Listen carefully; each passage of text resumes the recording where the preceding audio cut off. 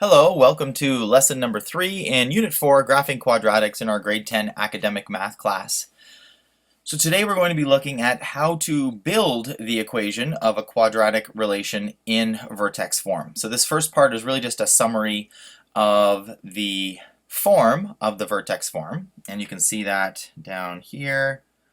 There it is. That's y equals a bracket x minus h all squared plus k. And strategically what we're doing today is we're recognizing that we have 4 different variables in this equation. We have y, a, x, h, and k, which is 5 actually. So we have 5 variables in our vertex form equation. If we can get 4 of them under control, then we can find the 5th one. So we'll use algebra to isolate the variable that we don't have once we've substituted in the 4 variables that we do have. So let's have a look at our first example. It's already been completed here, just so you can hit pause here and copy it if you want, and then I'm going to talk through it. So in this particular version, we're not given any pieces of information out of context. They're all already substituted in.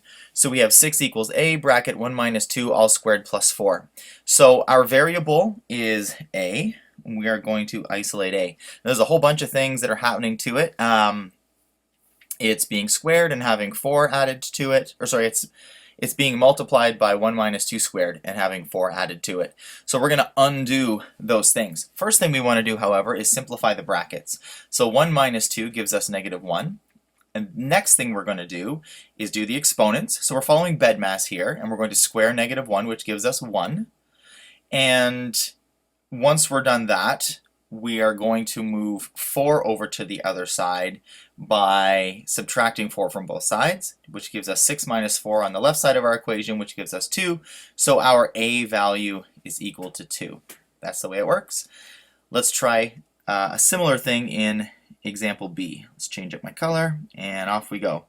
So here we have negative 8 equals negative 3 bracket 1 negative 1 plus 3 all squared plus k. So this time my variable is plus k. So we are going to take everything on the right side of the equation that's not k, figure out what it is, and then move it to the other side of the equation by doing the opposite operation of whatever's going on.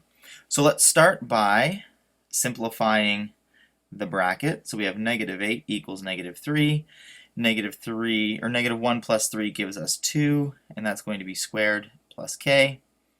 Let's make sure that we're following bedmass here. So here we want to do the exponent next.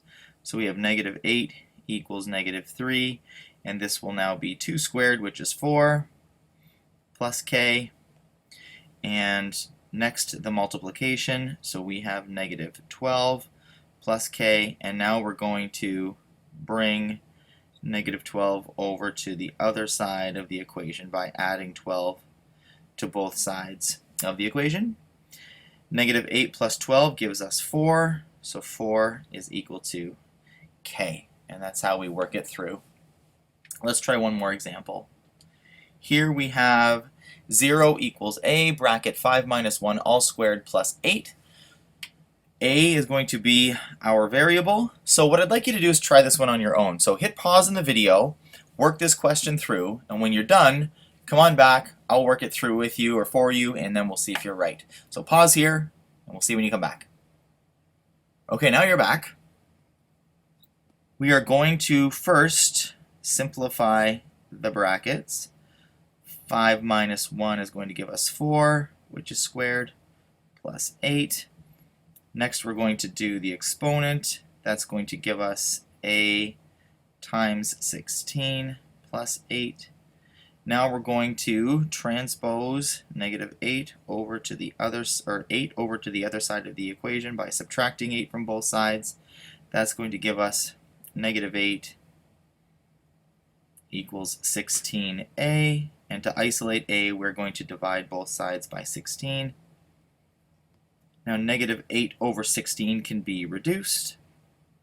Negative 8 goes into itself negative once, if that's a word, and into 16 twice. So we are going to have negative 1/2 is equal to a. So this is how you work through an equation that has a single variable that is that needs to be isolated to determine what it is. Now we're going to actually work forward from word problems. So let's look at example 2. It says use the information provided to determine the equation for each quadratic relation described. Now, just to sort of look into the future a little bit, today we're working exclusively with vertex form of a quadratic relation. It's because we haven't looked at the other forms of a quadratic yet. Can you do this type of activity where you find the equation given another type, or with a goal of finding another type of a quadratic equation?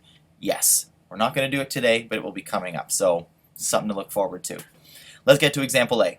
In vertex form, find the equation of a parabola with a value equal to -2/3 and a vertex at -2, 3. So what I've written in here is sort of just a little summary of what we have going on. We have a, h, and k provided for us, and we are going to literally put those into the equation. So we have y equals, in the place of a, we put -2/3. And we've got our x. In the place of h, we put -2. Now I'm going to write this out long style so that we can just again remember where this thing comes from, and our k value is 3.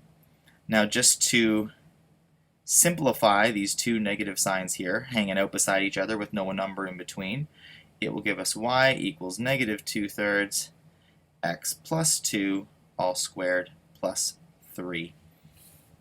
And that is the first example of giving us a quadratic relation in vertex form given the a value in the vertex. In other subsequent examples, we're going to be given different pieces of information that we might need to work through in order to get our answer. So let's go have a look at example B. In vertex form, find the parabola with vertex 5, -8 and passing through point 1, -2. So what's interesting about this question is they haven't given us an a value, and you'll notice that I've written that here. I've sort of written out the variables that we would need. There's 5 of them: a, h, k, x, and y. We've been given the vertex, that's h and k, at 5 and -8, and it passes through another point, and that point means, or passing through a point means that it's on the parabola and that we can use it as an x and y value in the equation that we're trying to generate. The value we don't have is a, so the first thing we're going to have to do is figure out what a is equal to, since if we're trying to present a quadratic relation in vertex form, we need to have a, h, and k, and at the moment all we have are h and k. So let's go get that. I'm going to substitute in the values that I have. So my y value is going to be -2, my a value is unknown, my x value is 1, my h value is 5, and my k value is -8. And now I'm going to isolate a. So I'm going to work the equation as much as I can, and then I'm going to isolate a. So the first thing I'm going to do, and I'm going to do two things in one step, I'm going to tackle these double signs here, and I'm going to simplify the contents of this bracket. So we have -2 equals a. That's going to give us -4 squared minus 8. So from here, I'm going to do the next thing down the bedmass line, which is deal with the exponent. That gives us 16, and there's our -8. So now, in the spirit of isolating a, first I'm going to bring -8 to the other side of the equation by adding 8 to both sides. That's going to give me 6 equals 16a. To isolate a, I'm going to divide both sides by 16. And we can do a little bit of reducing here. 2 divides into 6 3 times, and 2 divides into 16 8 times. So we have, as our final answer for a, 3/8, which means that the vertex form version of this quadratic, so again I'll just write this out, y equals a, x minus h all squared plus k. I'm going to just substitute in the values that I know. So again, given h and k, so h and k we're going to be 5 and -8 respectively, and now my a value we determined to be 3/8. And this is a quadratic relation in vertex form. So there we have it. Let's keep moving. We really just have a couple of questions left. Well, you know what, maybe we'll stop the video here. We're getting a little bit long. So we're at about 10 minutes. Come on back for part 2, and we'll continue with both a formal check and then using some graphs as a means of figuring out what the vertex form version of particular quadratic relations will be. So come on back and see you in part 2.